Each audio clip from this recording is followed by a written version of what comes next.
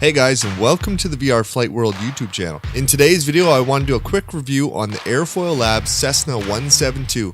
This is one of my favorite aircraft in X-Plane 11, so I hope you enjoy it.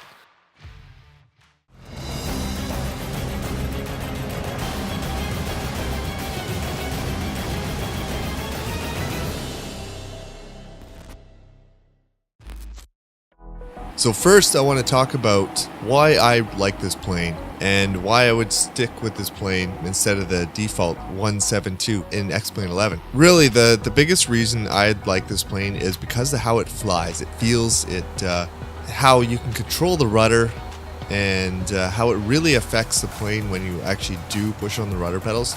I found the default 172, I wasn't able to get enough control out of the rudders, and this became kind of an issue when I was doing forward slips or if I was doing a crosswind landing.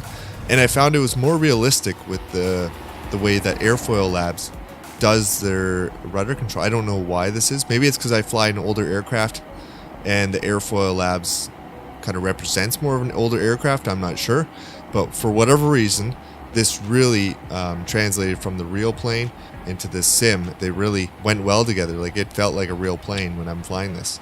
Alright, so let's get into some of the details. So it has 9 different color schemes. It has a very detailed interior, beautiful exterior. You can add in the pilots or remove them. I like to have them removed when I'm actually in the plane, but I will add them when I'm out of the plane or if I'm just doing a video. There's 2 different versions of the plane. There's a high resolution and a low resolution. Both come when you install it. So in VR, I like to fly with the low resolution version. And this is because there's no real reason of having the high resolution version when you're in VR right now.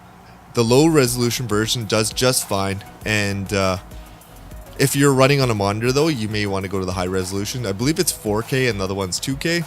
So the low one is what I'd normally run at.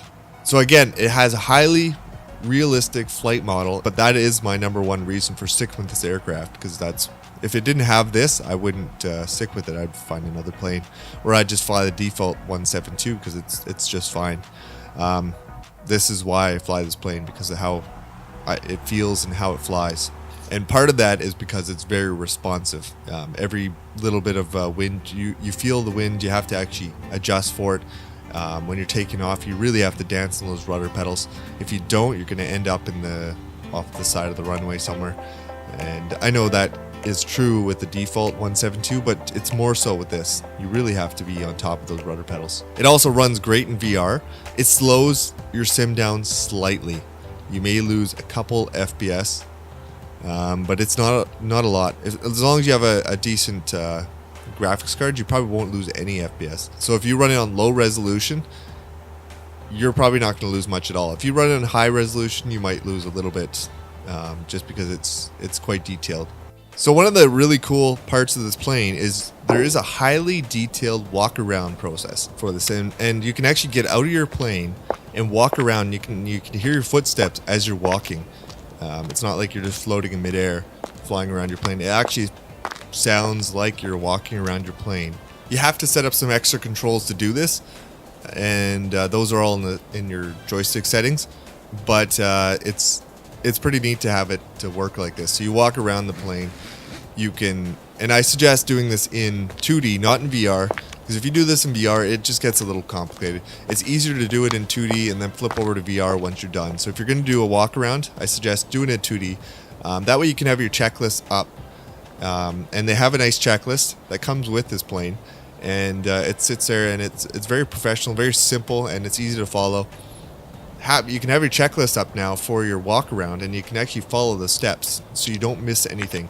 And you can, when you're doing your walk around, you can actually, you can pull on your ailerons, and you can watch inside your cockpit to watch the yoke move. You can pull on the flaps and make sure they're solid. So it comes up with tips and tells you what you're trying to look for when you're doing this.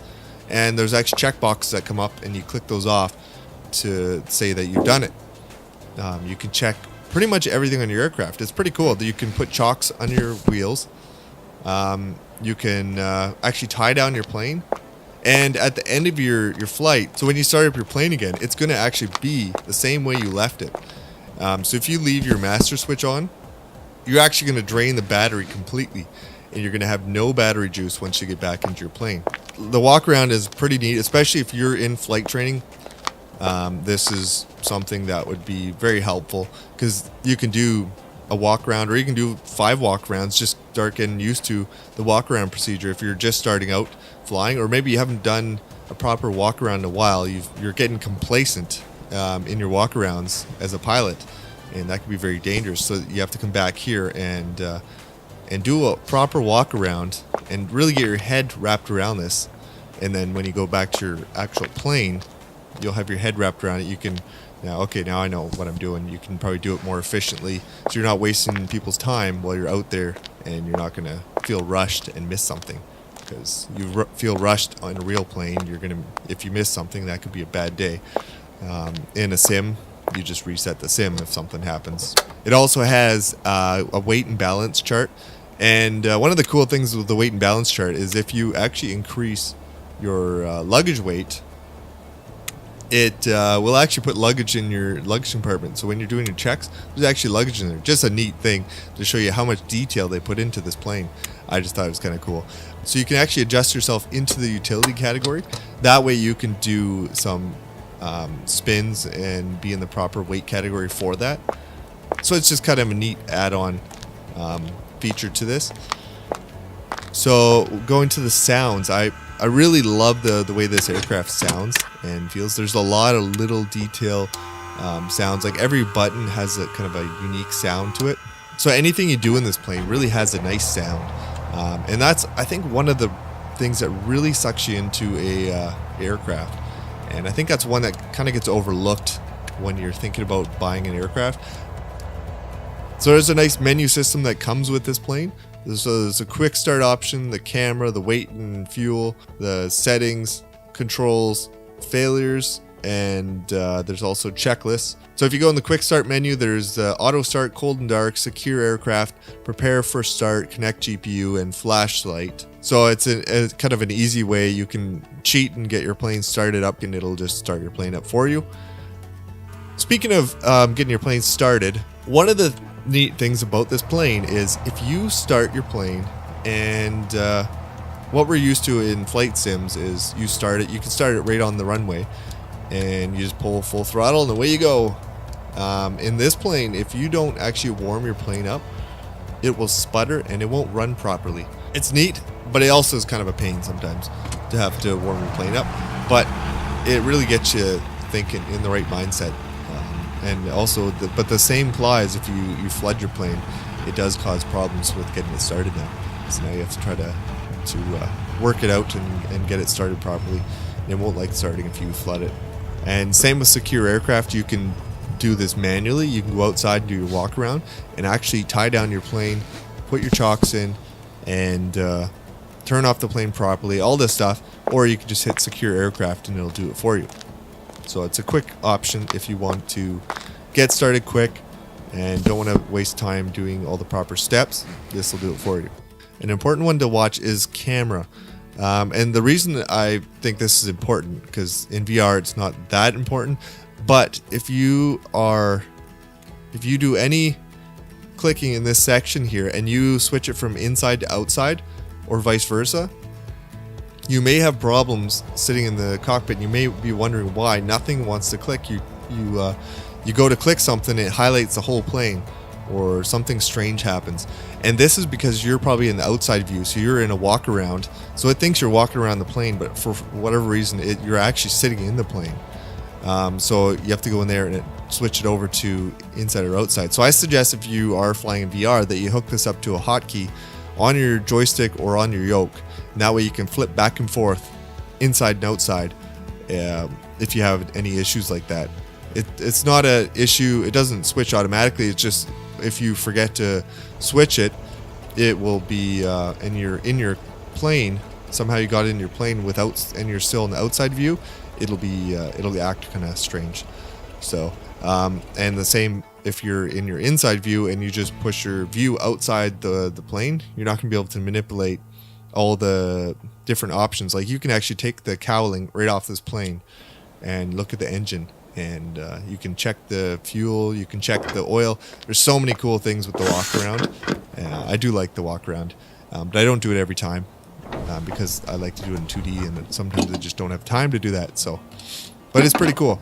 So another one with the memory of the plane, it has this kind of memory built in where if you have any kind of problems with the plane, like you run the battery dry, so you have to go into your maintenance and actually get that fixed. It's really easy to do once you just go in maintenance, but it gives you a reminder to do your maintenance for the plane because you've been flying it enough. So you can set up failures as well in this plane, and you can set up quite a few different failures like bird strikes, and you can do different things like different timings for how it goes off. Lastly, there's the checklist, and I like this checklist, but I would want it to be in VR. For whatever reason, I can't get it in VR, and but I do have a video to show you how to bring a checklist into VR. It won't be this particular checklist, but you can bring in, say, the checklist for this actual plane, or maybe the one that you use to fly in flight training. That's what I would suggest. If you have one, I know this plane is fuel injected, maybe you're flying carbureted plane, that's fine. If you get used to the checklist that you have in real life, that's probably the best thing you can do, right? So you can scan that one in, and I have a video that shows you how to use that and bring it right into your VR flight sim.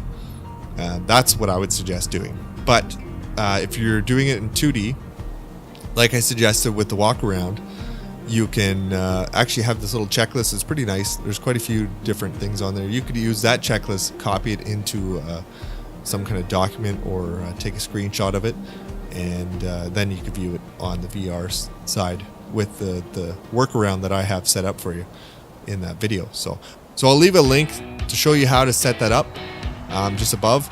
So it should be at the top of the screen here. It should be a little white card that comes across. Click on that. That'll get you to my other video that shows you how to bring this checklist into VR. So like I said, guys, when you're flying this plane, it's very sensitive.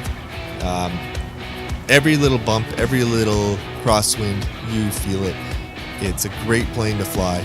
I hope you guys enjoy it as much as I do if you get this plane. So it is a payware plane. And that's the only downside I've found with this plane, is that you have to actually pay for it. And to find this plane, you can go to Airfoillabs website, or you can check them out on xplane.org. I know that's where I buy a lot of my equipment, but you can buy it right from their website. And I suggest at least take a look at their website, see what you think. I do like this plane. I'm not saying it's for everyone. A lot of people don't fly the Cessna 172, so why would you get this plane then? But if you do, it's definitely one to take a look at, and I hope you guys enjoy it as much as I do if you get it. And yeah, if you haven't already, guys, hit that subscribe button and that little bell beside the subscribe button. That makes sure that you don't miss any of the future episodes coming out with VR Flight World. I do plan to put out more YouTube videos, and as well my podcast. I'm trying to get that back on track here, and I've been putting out more podcast episodes. If you want to find out more about the podcast, just look us up. It's VR Flight World. Search for that in your favorite podcasting app and you will find us. Hope you guys enjoyed this video. Take care and keep flying.